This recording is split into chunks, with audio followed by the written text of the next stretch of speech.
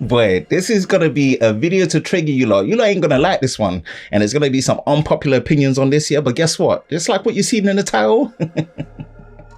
I am so glad Samsung have killed off the micro SD card slot, and it ain't gonna be a popular one, but you know what? I'm gonna break it down off it. I'm gonna tell you about it. Let's talk, man.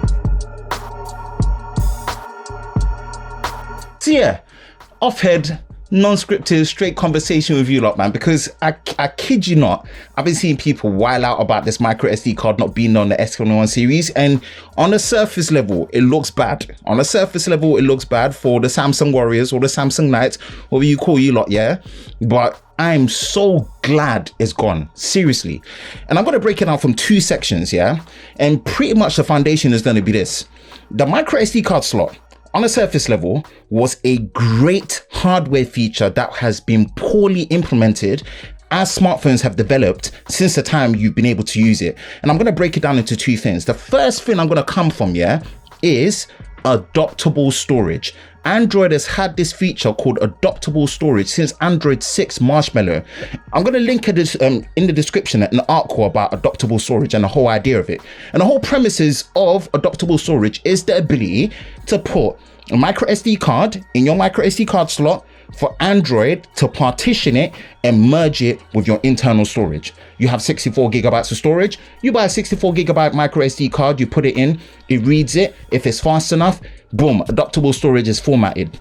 And then you can actually use it as a complete storage solution where you can put your apps and everything on there, not just limited to the fact that you put pictures, videos and music files, right? Guess what? Never been implemented since Android 6. Right? And Android 6 was what, 2016 from S7 Edge. The only phone that I know that actually implemented adoptable storage from off-head, from what I remember, 2017, the Razer Phone 1. That's the only phone that I know of that had adoptable storage. Why is that? Speeds, reliability. Even with the class 10, right? And the fact that you can't even have UHS-II speeds, SD cards and micro SD cards on smartphones, the speed parity was a problem. That's one of the reasons why smartphone manufacturers as well as developers were really reluctant to enable adoptable storage, because coming from me that used to work in telecommunications in retail, I cannot tell you how many times you educate customers about buying the right SD card to be compatible with their phone, and it was either they're buying the wrong SD card or they're buying the wrong quantity that didn't get supported on their phones. The internal storage is dusted. Oh, if I come in and I buy a SD card, is that going to give me more storage? Without full context, even when you give them full context, they go buy it. Oh, it's still saying I can't install this new app. I want to install this new game. I thought you told me that if you buy a micro SD card. Let me tell you, the experience was so poor. The experience was so poor, and you can't blame devs.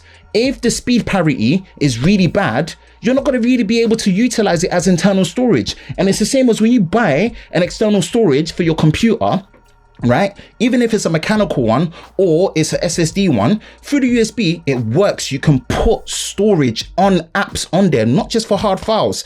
Not being able to do that, yeah, on Android has been the biggest bottleneck, and Samsung have tried.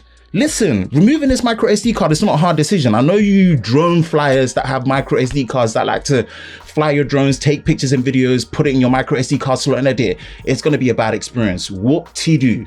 Listen, and on top of that, Linus Tech Tips. Again, I'm not affiliated with Linus Tech Tips, but August 2016, he did a video on his Tech Quickie channel about UFS, external storage, replacing and upgrading micro SD and SD card. That was almost 5 years ago. From that development that Samsung announced external storage from the S7 days, Galaxy S7 and S7 Edge days, there's been no development with external UFS cards that actually replace SD cards. Samsung even went as far as developing a slot that was backwards compatible with micro SD but was upgraded to UFS, where you're pretty much getting SSD speeds when it comes to read write all the way up to 530 megabits per second or megabytes per second, 170 megabytes per second read. If external UFS SD cards or UFS cards were actually developed, then yeah, by all means, that would be the way forward. But the speed parity is way too much, and it's a half-baked solution. I keep telling people, like, it's it's the most frustrating experience having a micro SD card, knowing that a lot of people, and I'm telling you, you deal with it on the retail front, a lot of people just don't understand the fact that with your micro SD card, when you put it in there, you are limited to pictures and videos. You can't put apps on there. So if you're a person that has base storage phones and you wanted to put more storage on there, you're not going to be able to put apps on there anyway. You are limited. It was a half-baked solution. Great idea in theory, but the fact that we didn't get faster speeds, UHS-II wasn't supported, UFS external storage didn't come through, the speed parity, right? Most people would think that the speed of the phone was really, really bad when they were transferring it. On top of that, people would buy SD cards that were either damaged, scammed, not the storage, and all in the name of trying to save money. How much more does it cost to actually buy extra storage with the model up? £50. Double storage, UFS 3.1, much more reliable internal storage that you can use all of it. Look, I'm all for this whole thing. If you really, really, really want to utilize external storage, these USB ports, yeah, have readers, put it in there. Use your SD cards that way and transfer your pictures back and forth. Because when it comes to app installation and system reliability, micro SD cards, right, in theory have been great. And I know for the power users, trust me, it's sad. But you know what? It's done. It's got to move on now. Like, I'm actually, the headache of the micro SD card can really, really just leave and go. Come on, man.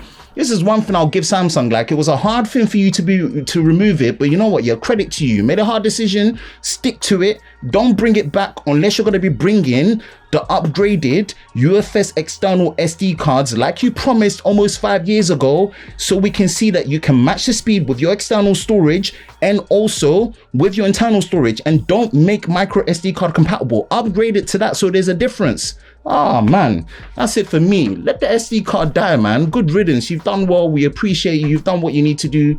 Gone now, man. Ben from Lover of Tech. If you enjoy videos like this, you know exactly what to do. Hit that like button, hit that subscribe button, hit that notification bell so you're part of Team TLS, the Tech Lover Squad, so you don't miss videos like this.